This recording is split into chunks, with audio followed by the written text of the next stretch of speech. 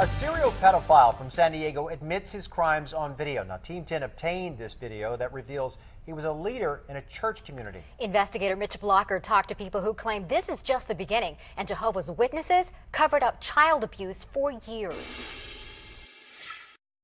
I did abuse him. Admitted serial pedophile Gonzalo Campos fled the country. He may never see the inside of a prison cell.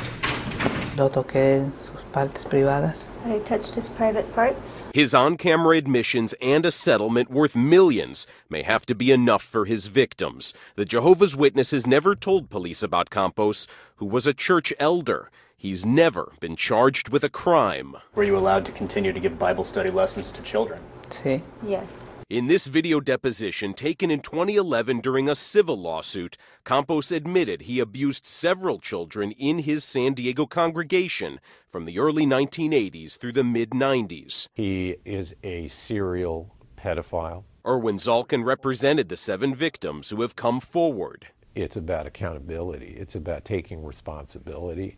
It's about protection of children. It's about changing the way they operate. Zalkin claims child abuse continues inside the Jehovah's Witness community. He claims church leaders, known as elders, and the Jehovah's Witnesses headquarters, known as the Watchtower, treat child abuse like a sin instead of a crime. The elders are instructed that they are to report that up the chain to the Watchtower and before or not to authorities, that it is the Watchtower that will decide what happens. Team 10 found the Watchtower has sent each congregation and its elders several confidential memos about how to handle child abuse starting in 1989. The original memo warns to be careful not to divulge information about personal matters, quoting scripture which says there is a time to keep quiet.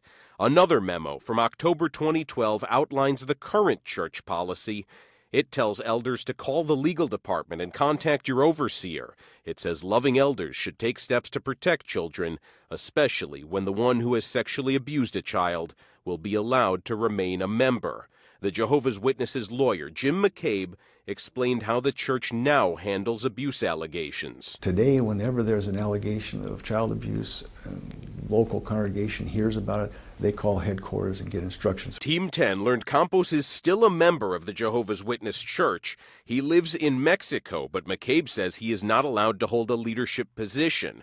We also learned Campos is just one of thousands of alleged abusers the Jehovah's Witnesses know about. A database detailing more than 23,000 allegations of abuse was taken from church headquarters and revealed to the public in 2002. Does the church always report allegations of child abuse to police? No. Under biblical law, a man can only be convicted on the testimony of 2 or more witnesses. McCabe, who is a Jehovah's Witness and elder of his La Jolla church, said the Jehovah's Witnesses have always reported abuse allegations to police when required by law. It became California law in 1997. Our problem is that there are some bad men that sneak into an organization. They've snuck into our organization, they've snuck into other organizations.